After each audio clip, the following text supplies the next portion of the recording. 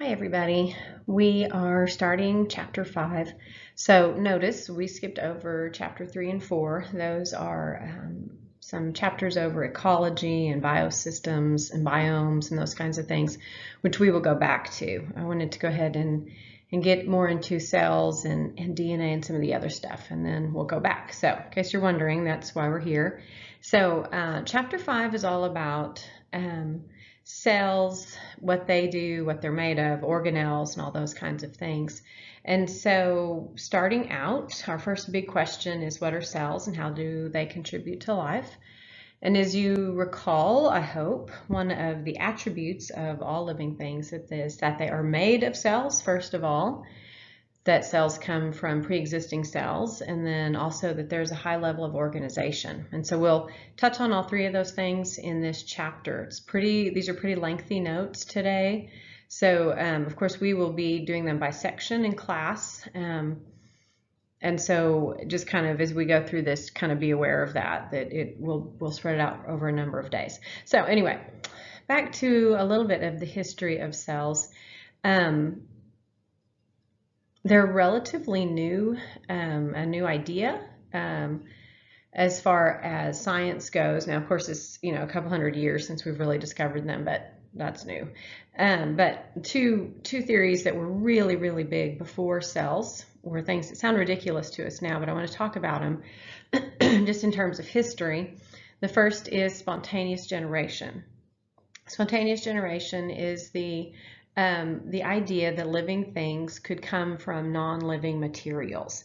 And this was very popular. There were even what they thought of as scientific experiments done to prove the theory of spontaneous generation. And basically it said that life can come from non-living materials under the right conditions. The little picture that I have down there with the jar, they actually did an experiment where they put and it's labeled on that picture sweaty underwear. I don't know if it was actually underwear or not, but old worn clothing, like food, some kind of food source and grains or something, in a jar and left it unattended, put it somewhere even like in a closet. And then when they came back 21 days later, there were mice there. Now, if you've ever been around mice or had mice in your house or anything like that, you know that even in a sealed container or in a door, behind a door, mice can still get in there. So now we can look at that and say, well, you had food for the mouse, or the male and female mouse. You had this cloth in there that they could make a nest in, so it's a perfect place for mice to be born. Sounds dumb to us but they thought that they just spontaneously appeared. Several different people did this same type of experiment with like meat, and then the appearance of maggots and flies, and there was always a flaw there. But according to their experiments, they did have some idea that there was this spontaneous generation. Sorry, that was my cat. Did you hear? Oh, there she is again. So now the other one that was big is preformationism. And this is the idea that eggs and sperm contain miniature people, and those miniature people simply increase in size after conception. And that other little picture, that is a sperm cell. And if you look, there is a tiny person kind of all folded up in that cell, and you can kind of see they're bent, so you're seeing the top of their head, and then you can see their arms kind of hugged up around their legs. And this one is really prevalent in the Victorian era. Women didn't get a lot of credit here, and so essentially they had the idea that a baby was mainly a product of the male, and the female, the mom, was just a place where the baby was incubated. And so obviously we know now that that is not true, but these were two big theories. Thankfully, we figured out other stuff. Okay, so our knowledge about cells really didn't start until 1590, a man named Zacharias Janssen invented the first microscope. Now, he was a lens maker, so basically he made like a really good magnifying glass, but he could see smaller and smaller objects. And then 10, 15 years later, a man named Antoine van Leeuwenhoek improved and really came up with the first microscope. And then, 50 years later or so, a man named Robert Hooke was the first person to use the word cell to describe the tiny little boxes that he saw. He was looking at a piece of cork, and if you've ever seen a picture of cork under a microscope or seen it under a microscope in person, it looks like bunches of little boxes like jail cells, and so that's where we get that word. And then 20 years or so after that, Van Leeuwenhoek was back in our story, and he discovered that blood is made of cells. He studied sperm cells. He looked at bacteria, larvae, all this kind of stuff. And he was the first one to really start studying cells on their own. And he first of all said that each cell had a central part. He didn't call it anything. We of course know that's the nucleus now, but he didn't call it anything yet. But he said there are parts within a cell. He also said that living cells don't come from non-living materials. So that was the spontaneous generation theory that was disproved. He also said they do not contain miniature versions of adults, so preformationism isn't true. And so he was a big step in getting rid of some of those unscientific theories. Then we had quite a bit of time, and then in 1831, a man named Robert Brown was the first one to name that the middle of, or the central part of the cell, a nucleus. And then in the following years, a man named Matthias Schleiden and Theodor Schwann said that all animals and plants are made of cells, so they've moved on to other organisms. Robert Remak said that cells divide to produce new cells. He was watching mitosis, which we'll talk about more later. And then in 1858, Rudolf Virchow said that all cells come from pre-existing cells. And so we are kind of hitting on a lot of those attributes that involve cells. And those theories that these guys came up with led to our modern cell theory. And there are three main parts. First, the cell is the basic unit of every living thing, and it can be one cell making up the whole organism or many, many cells. So everything is made of cells.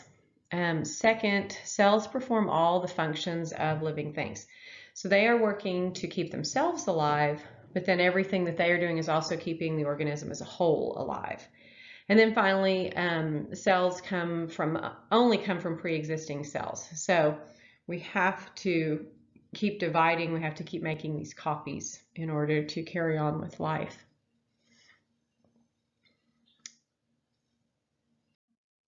All right, so now organizing with cells, there's a couple different ways that organisms are grouped. One of them is by the number of cells that make up the organism. So first off, you have unicellular organisms. Of course, that prefix uni stands for one, and so there are lots of things that are made of one cell. They can fully function without any other cells, without help, without anything else, just teeny tiny one cell. Lots of bacteria, lots of protozoans. Next semester when we study the kingdoms, that's what we'll start with, are these really simple unicellular organisms. This also includes some algae, some fungus. Lots of these do tend to live in colonies, in which just means they live in groups that support each other and sometimes will provide specific functions. But if these cells are separated for whatever reason, then they are fully capable of surviving on their own. Now, what is more familiar to us, mostly because it's visible or they can be visible, are organisms that are made of two or more cells. And they do need each other to function. So algae and fungus, again, those kind of are in both groups depending on the actual type. But all plants, animals, and humans are multicellular. You, or an adult or about adult size person, is usually made up of around 37 trillion cells, and that's a lot. So the cells in these multicellular organisms are very specialized, which means that They are very specific in their functions and their location, those kinds of things. And then there are different levels of organization. So in a multicellular organism, you have if there are cells that are all performing the same function, these are called tissues. If there are tissues that are all working together to perform the same function, those tissues then become organs. And if those organs are all working together, they are an organ system. And then, of course, a big group of organ systems is the organism. And so you, again, kind of going back to the attributes, see the organization that living things have to have.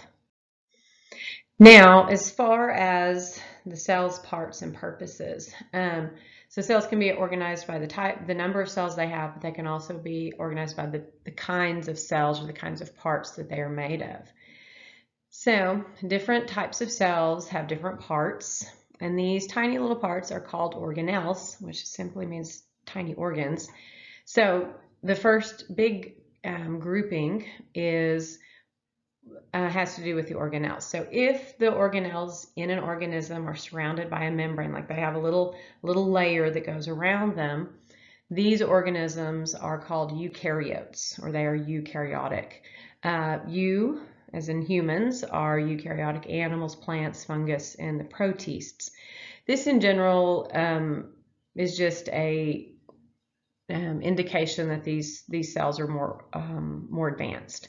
If the organelles are not surrounded by a membrane, then the organism is a prokaryote, and these are bacteria. And so the picture that I have there, notice that the eukaryote looks like it has lots more parts in it, which it does in some cases, but mainly we see those parts because they're more sectioned off by membranes. The prokaryote, you mainly can see the nucleoid, which is the nuclear information. It has other stuff, but it's not very distinctive because of the lack of membrane. Okay, so now we're going to go through a fairly lengthy list of organelles.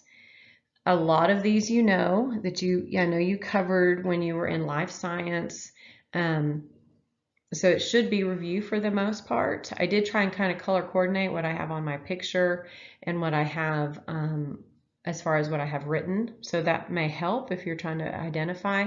We will on the test have a cell that you will label. So you do need to know what the parts look like as well as what they do. All right, so first organelle is not really an organelle, actually. It's the cytoplasm.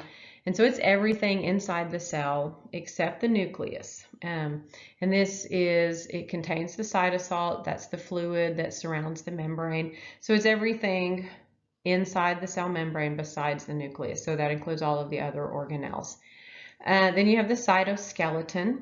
So skeleton gives you a clue that it helps to maintain the cell's shape. It's kind of a system of fibers. It can also help move substances from place to place within the cell, kind of like a pulley system. This is called cytoplasmic streaming, and you can sometimes see this on if you Google that, you can see stuff. It kind of looks like, it looks like a fluid kind of moving from one area to the other in a cell, which it is. A capsule is found in bacteria, and it is outside the cell membrane. It covers the cell membrane and the cell wall, and it protects the cell. It keeps it from drying out. It's the slimy feel that you will feel sometimes, like if you like stick your hand in like a pond or something, and there's kind of the scum on the top. The capsule is the slimy stuff. Then in prokaryotes, you do have the nucleoid, and that's what I have circled there in red. It looks kind of like that pink squiggle in the middle. That's the genetic material for this organism, and it's not protected in a prokaryote. It's just kind of floating around in the cell. And then finally the flagellum, or the flagella, and this is an extension of the cytoskeleton. It looks like a little tail, and it moves the organism through the environment. It uses a protein motor, that's its power source. And it kind of depends on the organism, but it tends to kind of just kind of twist in place, kind of like a helicopter. All right, so okay. All right, so now our next page, the chloroplast. So now I've got a different cell, and this is a plant cell because plants have some very specific parts. And the first very specific part is a chloroplast. And those are those green kind of circles that you see on the picture, and they look like they have little like coins or stacks in them. So chloroplast is a pigmented plastid, and a plastid is there it is, a plastid. It's a very small organelle that contains pigment or food of some sort. In a plant, this is where the conversion from light energy into chemical energy takes place. Now, inside the chloroplasts are structures called granum, and these are where the actual pigment is. This is the green part. This is what is the green part is what's needed for photosynthesis, and these are made of stacks of thylakoids. So in that picture, I know it may be kind of hard to see, those little stacks of, looks like coins to me. Each stack is like a thylakoid, excuse me, is a granum, and so all of those together make that part up. Then you have ribosomes. These are found in prokaryotes and eukaryotes. They aren't surrounded by membrane in either cell types, one of those exceptions to the rule. They contain proteins and RNA that are used to make the proteins. They can be attached to the endoplasmic reticulum, which we'll talk about in a minute, or just floating free. So their main purpose is to make proteins, which we'll talk about more in the following chapters. Are super duper important. All right, then the rough endoplasmic reticulum. This is that kind of reddish structure right there in the picture. It's kind of reddish orangish right there below the nucleus. It helps to transport proteins and substances around in the cell, and also usually it's really big, so it helps the cell to maintain its shape. The rough endoplasmic reticulum is covered in ribosomes, so it looks like it has little spikes all over it. Those are the ribosomes.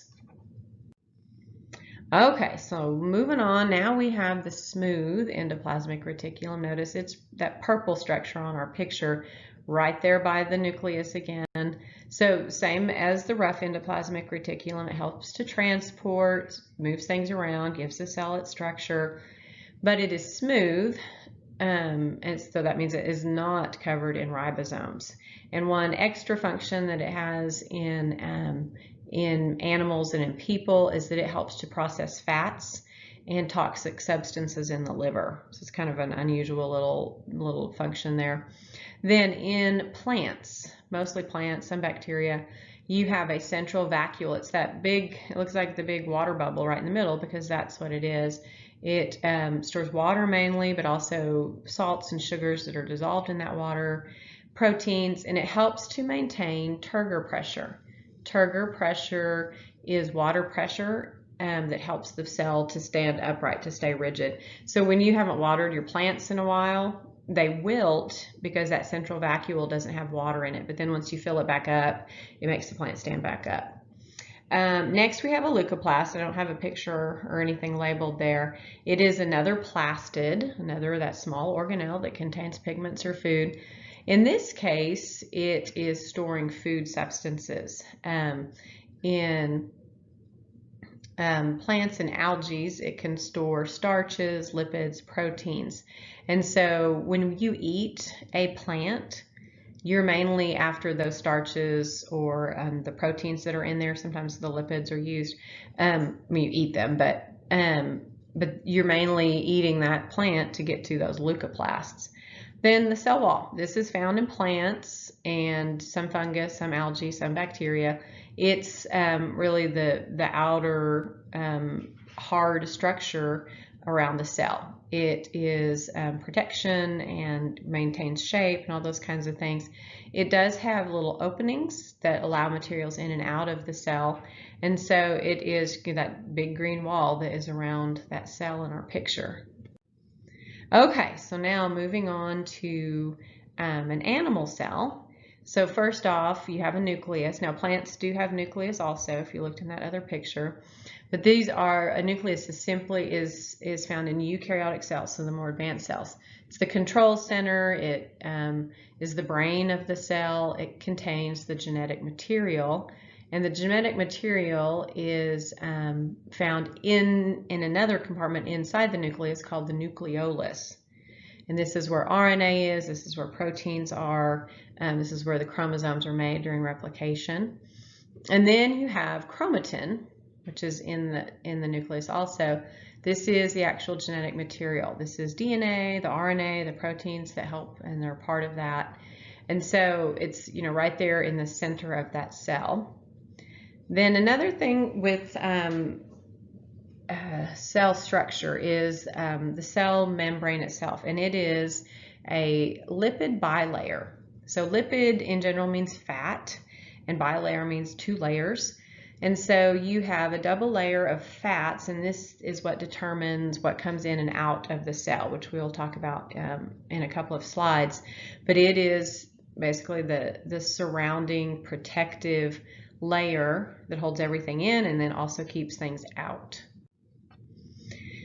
Okay, so now moving on, we've got a lysosome, and this is a type of vacuole. So it's a little organelle that contains some fluid.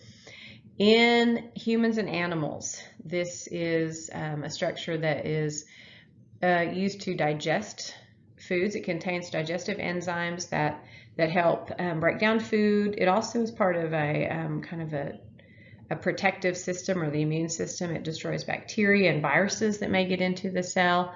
And then it also helps recycle. If a cell part gets worn out, then the lysosome will help digest it or break it down for parts. It does have the ability to move within the cell, so it can move to the cell membrane and then release substances outside. Now we have the Golgi apparatus. I believe your book calls this the post office of the cell. It gets stuff from the endoplasmic reticulum, packages it all up, and then sends it to other parts of the cell, or it can send it to the cell membrane so it's released out of the cell and into the body. Then the centrosome, it's super hard to see on this picture. I know it's really small. Those are kind of like there's like little tiny white specks in there. These are found in animal cells and human cells, and this is what helps build the cytoskeleton. Okay, keep going here. So now next we have the mitochondria, which I think you probably will remember. The mitochondria is very often called the powerhouse of the cell, and this is where energy is transformed from sugar into a usable form. And it has a very unique structure. It's the blue things on there, and notice inside it has kind of a squiggly lines throughout. That is an inner membrane that is called cristae, and it's all squiggled up like that because it increases the surface area, which means that you can have more chemical reactions, which means you can have more energy produced. Some cells just have one mitochondria, some cells have multiple, just depends on how much energy is needed. Then the cell membrane, which we've talked about before, it's the lipid bilayer. It surrounds prokaryotic and eukaryotic cells for protection, and it controls what goes in and out. And then finally, the cilia. The cilia is an extension of the cytoplasm. Usually it covers the entire cell. I know our picture just has one, but usually it's the whole thing is covered. And it is either used to move the cell through its environment, or sometimes the cell remains stationary and then the cilia continue to wave, and then they move stuff past the cell. Okay, so now we finally made it to the second section of chapter 5. It's, like I said, a long chapter. So how do cells work within their environment? So the cells, remember, are making things within the body. They are moving things throughout the body, and they have to have some pretty stable conditions, and they work to maintain homeostasis. And homeostasis is this balance that keeps the system and the conditions very stable. And it is part of what is called a dynamic equilibrium. And this dynamic equilibrium, it means that things are changing, that's the dynamic part, but they appear to stay the same. So the body is constantly adjusting to keep conditions constant. So you have new substances being made and moving out, things coming in. But if you're just looking at the cell, it looks like it's pretty much just sitting there, but it is very active. Homeostasis, or things that your body does have to adjust to, are things like temperature. Internal temperature is very important. Nutrition, so diet and just the things that you take in. Illness can mess up homeostasis, and so your cells are continuously working to adjust. Now, cells do work best in the optimal range. So this is when the temperature's right, when you're getting good food, when you're not sick, the cell's working at its best. Now, if those conditions change, say you do have a fever, so your temperature is higher, or you have some other symptoms, the cells can still function and do what they're supposed to do, but it's not, the best. Then the cell is in its range of tolerance. Now, if conditions change so drastically that the cell can't function, then it has reached what is called its limit of tolerance, and the cell will die when this point is reached. Now, it doesn't mean you die, but the cell will no longer survive. If it dies, your body is ready to replace it and things go on. If your body, though, is overwhelmed, if your cells are overwhelmed, that's when you see some really serious side effects. Okay, so cells need to know if things are working or not, and so there's lots of chemical signals that go on to tell them if they need to make a substance or if they need to stop making a substance, and these are controlled by feedback systems. And so you have positive feedback, and this is when the presence of a substance causes the process to speed up. So for example, you're breathing in oxygen, and just the presence of that oxygen causes the hemoglobin to change its shape to carry the oxygen better. The more oxygen you have, the more hemoglobin that you have that will change shape. Okay, so that's positive. More makes it increase. Negative feedback, on the other hand, is when you have a substance, the presence of a substance will slow the process down. So your book uses the example of an enzyme called PFK. It has a much longer name, but we'll stick with PFK because it's easier to say. And so when mitochondria breaks down glucose, it's using this enzyme. When the cell has enough energy, the ATP molecule, the product, will basically bind to that enzyme and shut it down. It's just like a little inhibitor that sits on that molecule and stops it so that the body doesn't continue to produce energy that it doesn't need. Okay, so now another big problem that your cells may have to work with is the solution that the cells are in. They're always in solution, they're always in a water environment typically, and they have to maintain homeostasis so that their internal concentration is right compared to the external concentration or solution. And so your cells are working all the time to move water in or out through osmosis. And osmosis is just the diffusion or the movement of water through that membrane.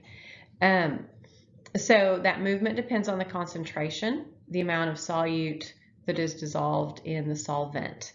And so it's comparing inside and outside. Water will always move toward the area where there is more solute. So notice in this picture, you have on this side over here, you don't have a lot of solute particles compared to the other side. So notice that from one picture to the other, the water level changes from, it starts out up here over in the first picture, and the water is kind of this pink liquid in this drawing for some reason, until you essentially go from the same ratio, or you achieve the same ratio of solute to solvent. Even though those water levels look drastically different, the ratio of solute to solvent stays the same. That is an example of your cells trying to keep things equal. Now, the cells themselves can be in 3 different types of solutions. The first one is the best, and this is isotonic, and this is where you have a solution outside the cell that has the same concentration as what's inside the cell. So when a cell is in an isotonic solution, water is still moving out, but it's moving in and out at the same rate. So the cell basically stays the same. So in that first picture, so this first picture right here, the cell doesn't look like it's doing anything, even though water is moving in and out. Now in a hypotonic solution, the solution that is outside has less solute in it, so it basically has more water outside than what is inside. And so when this is the case, the water that is outside the cell will enter into the cell, and it's trying to equal out the ratio, and it can very often cause the cell to grow so big that it will burst open. So obviously not ideal for the cell. And then the hypertonic solution is the opposite. The solution outside the cell contains a much higher number of solute particles than inside. So basically there's more water inside than outside now. And in an attempt to even out those ratios, the water moves outside the cell. And notice how shriveled up the cell looks here in this last little picture. And that is called crenation. It just crinkles up. Okay, so now all this moving in and out of cells is called transport, and there are different types of transport, and the first one is passive. Passive means that it does not require any energy. So molecules move in general from areas of high concentration to areas of low concentration. So, and 4 factors determine if this is going to happen or not. So first off, is the particle the right size?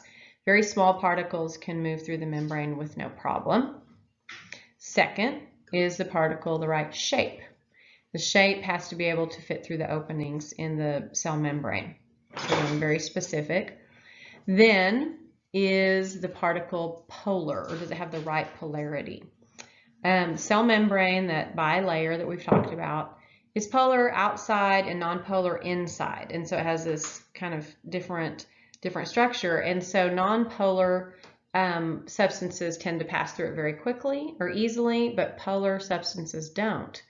And so this again is as a safety measure for the cell. Water is the only polar substance that does move back and forth across the cell, like we've talked about, probably because of its size. And then the last one is the particle composition. What is it made of? They have to be pretty specific to get into specific cells. Cells know what they need and what they don't need, and they will only let the right stuff in. Okay, so now facilitated diffusion. This again doesn't require energy, but it does require the help of transport proteins. And these transport proteins, these transport proteins will respond to the concentration outside the cell and will automatically move things across when the concentration is high. So you have protein channels or carrier proteins. And so notice that outside the cell, there's a lot more green dots than what are inside the cell. And with protein channels, they simply have to fit through. With the carrier proteins, they do have to be the right shape in order to get everything to work correctly. But facilitated diffusion, no energy, but they do have to be helped across. And then finally, we get to active transport, and this does require energy. And so this is energy is required because you're working against the concentration gradient. You're going from an area of low concentration to high. So it's like going uphill basically.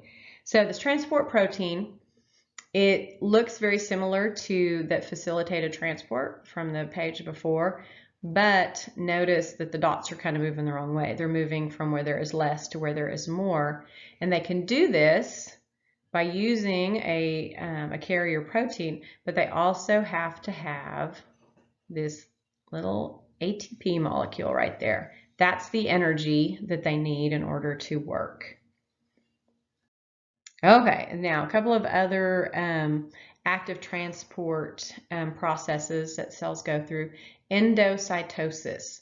This is the use of energy by the cell to surround molecules or small substances and bring them into the cell. So the cell membrane, if you look at that picture, it basically encloses something and then pulls it into the cell.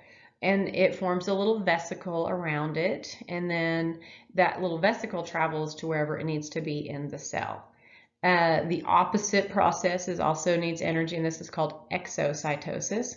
And this is the opposite. You have the little capsule, in this case, those little blue specks, and it moves to the cell membrane and then just opens up, and the particles are released outside the cell. So the cells can do this to get rid of waste, They can do this to release hormones that the cell produces out into the bloodstream. So it's useful in multiple ways for the cell. Whew. Okay, so that is chapter 5. Long, pretty detailed, and just kind of, again, focused mainly on the cell parts, and the cell functions. Thanks, guys.